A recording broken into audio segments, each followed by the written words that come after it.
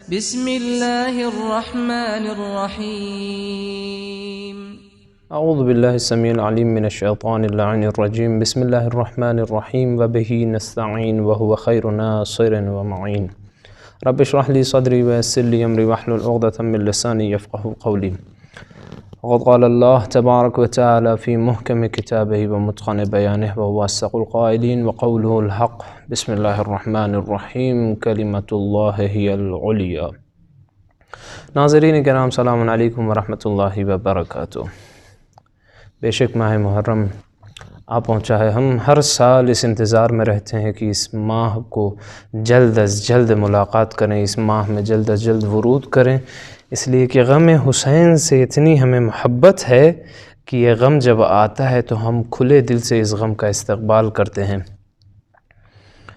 مگر استقبال کے بھی اپنے کچھ خصوصیتیں ہوتی ہیں، کچھ صفات ہوتی ہیں، استقبال کے اپنے طریقے ہوتے ہیں. غم حسین علیہ السلام اہل بیت اطہار علیہ السلام کے لیے بہت سنگین تھا، بہت عظیم تھا. امام صادق علیہ السلام فرماتے ہیں جب بھی تم پر کوئی غم عائد آئے تو ہمارے جد حسین کے غم کو یاد کرنا اور اس پر رونا. عزیزان گرامی، ماہ مبارک محرم کا ہمیں انتظار رہتا ہے.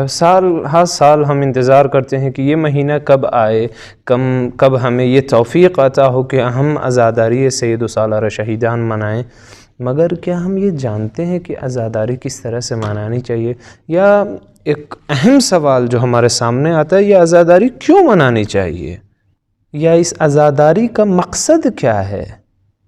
امام حسین علیہ السلام کے قیام کا کیا مقصد تھا؟ کیوں ایسے واقعات رونما ہوئے جو ہمیں عزاداری تک پہنچا دیے؟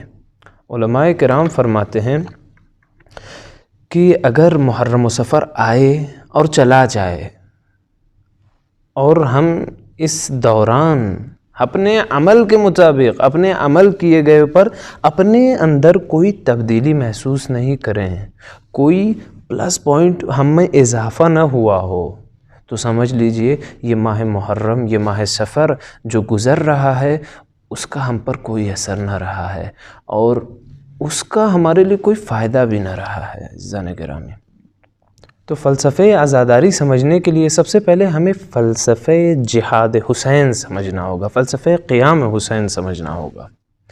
اس سلسلے میں آپ کے ساتھ گفتگو کی جائے گی کہ قیام امام حسین علیہ السلام کا کیا مقصد تھا. عزیزان گرامی، آپ دیکھتے ہیں کوئی بھی عمل کسی شخص سے اگر صادر ہوتا ہے تو وہ ایسے ہی نہیں ہوتا ہے، اس کے مفاد ہوتے ہیں، اس کے مقاصد ہوتے ہیں. اب چاہے وہ مقصد مادی ہو، چاہے وہ مقصد معنوی ہو، مگر کوئی نہ کوئی مقصد ضرور ہے. امام حسین علیہ السلام کے قیام کے بھی کچھ مقاصد تھے جو میں کوشش کروں گا کہ اس سلسلے گفتگو میں ایک ایک کر کے چند مقاصد کو آپ حضرات تک پہنچا سکوں. سب سے پہلا مقصد جو مجھے ملا اور میں سوچتا ہوں کہ سب سے اہم مقصد بھی یہی ہے، وہ ہے قرآن کی آیت سورہ توبہ میں 40ویں نمبر آیت میں خداوند فرماتا ہے کلمۃ اللہ ہی العلیٰ. اللہ کا جو کلمہ ہے، اس میں مفسرین بہت سارے بیانات کرتے ہیں کہ کلمہ سے کیا مراد ہے. کلمۃ اللہ ہی العلیٰ، کچھ کہتے ہیں کہ لفظ اللہ بلند و بالا ہے، کچھ کہتے ہیں کہ وہ مصادیق جو کلمہ کے ہیں، مصادیق کلمہ جو خدا کی طرف سے رکھے گئے ہیں وہ بلند و بالا ہیں. اس کے اوپر گفتگو کی جائے گی. امام علیہ السلام قول میں فرماتے ہیں انا اولا من قام بنصرت دین، میں دین خدا کی نصرت کے لیے، دین خدا کی مدد کے لیے سب سے بہترین شخص ہوں، سب سے بہتر ہوں. مجھ سے اعلیٰ، مجھ سے اولا، مجھ سے بہتر، مجھ سے برتر کوئی شخص نہیں ہو سکتا ہے. آگے فرماتے ہیں وَإِعْزَازَ شَرْعِهِ، اور اس کے شریعت کو عزت دینے کے لیے میں سب سے بہترین شخص ہوں.